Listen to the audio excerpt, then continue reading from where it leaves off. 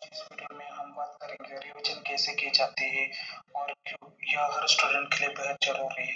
अक्सर जब पढ़ाई करते हैं तो हमारा ध्यान सिर्फ एग्जाम के लिए पढ़ने पर होता है, लेकिन सच ये है कि पढ़ाई का समय और एग्जाम का समय दोनों में बहुत अंतर होता है। जो चीज हम आज पढ़ते हैं उन्हें एग्जाम तक याद रखने के लिए रिवीजन बेहद जरूरी है। आप इसे समझ लें कि रिवीजन उतना ही जरूरी है जितना नया सिलेबस पढ़ना।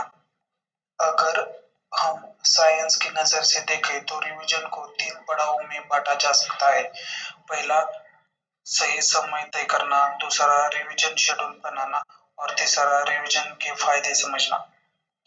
हर इंसान का पढ़ने का तरीका अलग होता है। कुछ लोग नाइट आउल होते हैं, यानी रात में की गई पढ़ाई उन्हें अच्छी तरह से याद रहती है। तो कुछ लोग मॉर्निंग बर्ड होते हैं जो सुबह सबसे अच्छा फोकस कर पाते हैं। तो पहले तय कीजिए कि आप सबसे प्रोडक्टिव टाइम कौन सा है और उसी टाइम पर रिवीजन करने की आदत डालिए। अब बात करते हैं रिवीजन के शेड्यूल की।